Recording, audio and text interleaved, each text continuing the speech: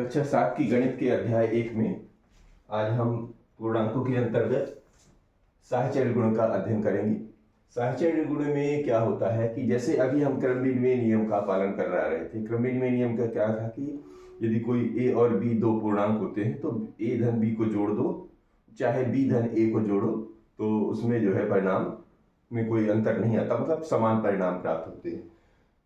यही यदि हम तीन पूर्णांक लेते हैं, इन दो पूर्णांकों पे तो हम लोग हल करके देख चुके हैं।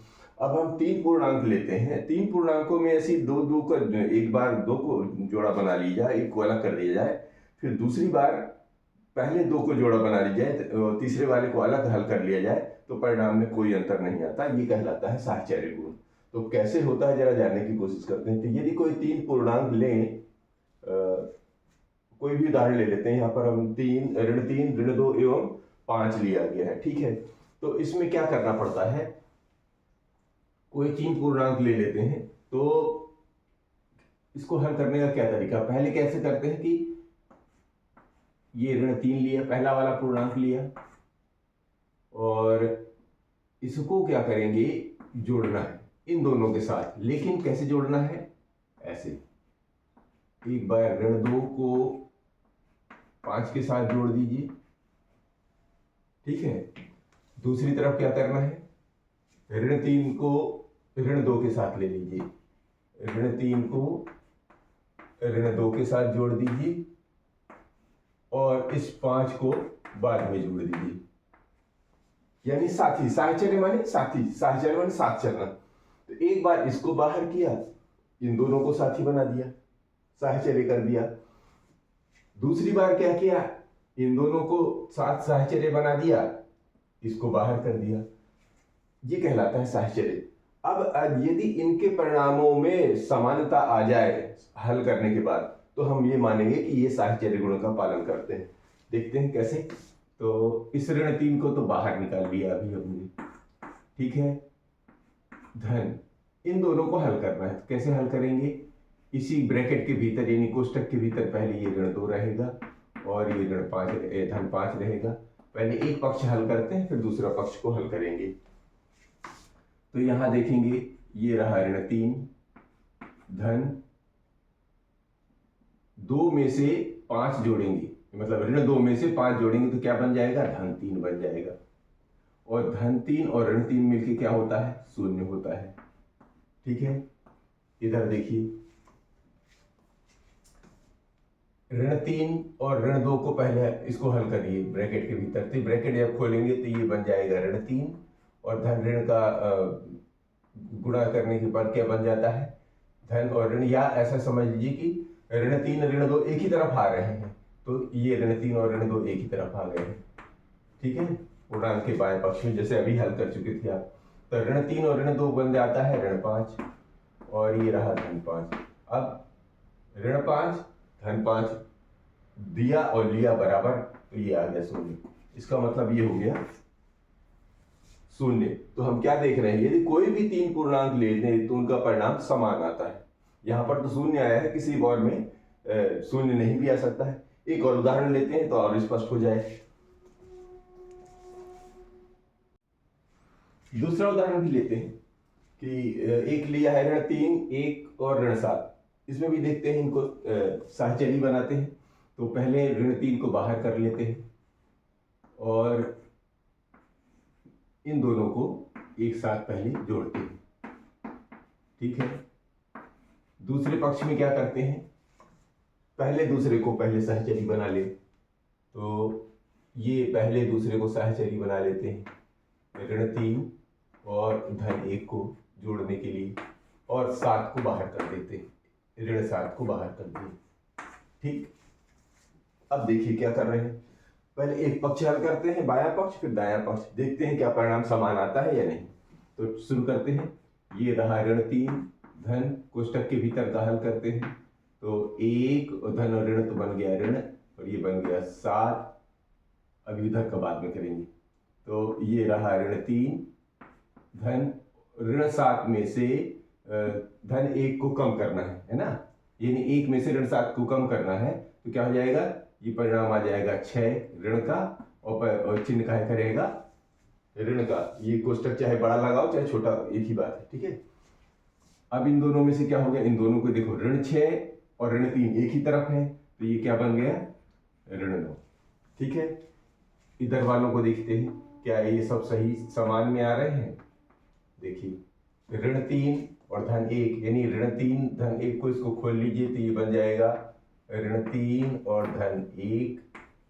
इधर देखेंगे ये अभी धन और ऋण क्या बन जाएगा, ऋण 7, ठीक है, मतलब जोड़ना है ऋण 7। तो अब चूंकि हल कर रहे हैं तो धन और ऋण का बना के गुणा कर बना के ये ऋण 7 कर लिया। अब इसको देखिए ऋण 3 में से धन 1, मतलब 1 में से ऋण 3 को कम करना है तो क्या है, 3 में से 1 जाएगा, बचेगा 2, लेकिन ये ऋणात्मक रहेगा, क्यों, क्योंकि चिन्ह ऋण का बड़ा है। और इधर क्या है, ऋण 7। अब ये दोनों एक तरफ चले गए, ऋण ऋण, तो ये बन गया ऋण 9। अब देखते हैं कि दोनों परिणाम क्या है, समान है। दोनों परिणाम क्या है, समान है, ठीक है। इससे क्या है, पहले और दूसरे उदाहरण से हम क्या समझ पा रहे हैं कि यदि कोई भी 3 पूर्णांक मान के चलते हैं A B C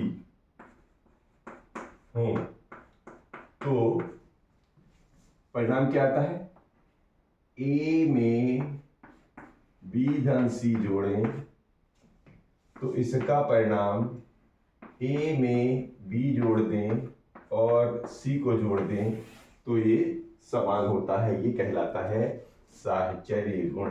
क्या कहलाता है, साहचर्य गुण। तो ये साहचर्य गुण होता है। और एक गुण और उसको भी लेते हैं।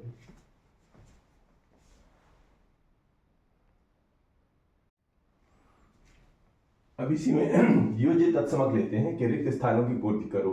सबसे पहले एक ये कुछ सवाल दिए गए हैं, इनको पहले हल करते देखते हैं कि परिणाम क्या आता है। इसके आधार पर हम योज्य तत्समक समझने का प्रयास करेंगे। तो देखिए किसी भी संख्या में यानी ऋण 8 में यदि शून्य जोड़ते हैं तो क्या प्राप्त होता है, ऋण 8 प्राप्त होता है। या शून्य में ऋण में जोड़ देना है ऋण 8 को तो क्या बनेगा, शून्य में किसी भी ऋण 8 को जोड़ने पर क्या होता है परिणाम, ये भी ऋण 8 ही प्राप्त होता है। यहां पर देखें 23 में से ऋण 23 में से शून्य को जोड़ेंगे तो परिणाम क्या आएगा, ऋण 23 होता है। शून्य में ऋण 37 को जोड़ दीजिए तो परिणाम क्या आ जाएगा, ऋण 37 आएगा। यहां पर देखिए शून्य में ऋण 59 ऋण 59 को जोड़ने पर क्या आता है, परिणाम में ऋण 59 ही प्राप्त होगा। यहां पर कह रहे हैं शून्य में ऐसा क्या जोड़ दे कि 43 ऋण 43 प्राप्त हो जाए। तो जाहिर है कि जो संख्या प्राप्त करना है वही संख्या इसमें जोड़ना पड़ता है, तो वही परिणाम प्राप्त हो जाता है। यहां पर देखें ये ऋण 61 में से क्या जोड़ें कि परिणाम ऋण 61 ही रहे, तो इसमें शून्य जोड़ोगे तो वही परिणाम प्राप्त होता है। अब ये खाली स्थान कह रहे हैं, इसमें ऐसा क्या भर दें कि शून्य जोड़ने पर खाली स्थान में वही संख्या प्राप्त हो जो यहाँ पर, तो जो आपकी जैसे मान लिखना हो लिख लीजिए। जैसे मैंने 5 में शून्य जोड़ना है तो क्या परिणाम आ जाएगा, 5 आ जाएगा। ये आपके ऊपर निर्भर है, कोई सा भी संख्या लिख लीजिए। इससे सबसे क्या जानकारी प्राप्त हो रही है, इससे हमको ये जानकारी प्राप्त हो रही है कि किसी भी संख्या में शून्य जोड़े या शून्य को किसी भी संख्या में जोड़े। देखिए किसी संख्या में शून्य या शून्य में किसी भी संख्या को जोड़ रहे हैं, शून्य में संख्या जोड़ रहे हैं या शून्य में संख्या को जोड़ रहे हैं, या किसी भी संख्या में शून्य जोड़ रहे हैं, किसी भी संख्या में शून्य जोड़ रहे हैं, तो परिणाम वही आ रहा है जिसको हम जोड़ रहे होते हैं। तो क्या हो गया कि यदि हम किसी संख्या में शून्य को जोड़ें तो परिणाम वही संख्या प्राप्त होती है। यहां हम लिख भी सकते हैं कि यदि किसी संख्या कहां पर, पूर्णांक की बात हो रही है, यानी किसी संख्या, कौन सी संख्या, पूर्णांक, ठीक है। यदि किसी संख्या में शून्य जोड़ें या शून्य में किसी संख्या कौन सी संख्या, पूर्णांकों की बात हो रही है, किसी संख्या को जोड़ें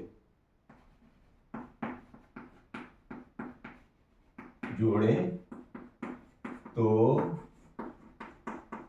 परिणाम वही संख्या प्राप्त होती है जिस संख्या को जोड़ा गया है या में जोड़ा गया है। तो परिणाम वही संख्या प्राप्त होती है। अगर ऐसा है तो जो शून्य है वो क्या कहलाता है, योज्य तत्समक। तत्समक मतलब जैसा है वैसा ही, ठीक है, होती है, तब हम शून्य को योज्य तत्समक कहते हैं। शून्य को योज्य तत्समक कहते हैं। तो शून्य क्या कहलाया, योज्य तत्समक। योज्य तत्समक मतलब तो योज्य तत्समक आ रहा है ना, जैसा है वैसा ही किसी संख्या में अगर हम शून्य को जोड़ दें तो वो संख्या में कोई परिवर्तन नहीं होता, या उस संख्या को शून्य में जोड़ दें तो उसके परिणाम में वही संख्या प्राप्त होती है जिस संख्या को जोड़ा गया है। तो ये कहलाता है शून्य योज्य तत्समक। तो हम इसको क्या लिखते हैं, अगर हम इसका सूत्र बनाना चाहें तो कैसे बना सकते हैं, अर्थात किसी संख्या ए के लिए, मान के चलते हैं कोई भी संख्या ए के लिए, अब ए के लिए क्या करना पड़ता था, ए में हम चाहे शून्य जोड़ दें या शून्य में ए जोड़ें तो परिणाम ए ही प्राप्त होगा। यही होता है ना, यही परिणाम प्राप्त होता है। ये गुण कहलाता है योज्य तत्समक गुण। योज्य तत्समक गुण, ये योज्य तत्समक गुण कहलाता है। ये बात समझ में आ रही है? बाकी इसके उदाहरण बाद में लेते हैं।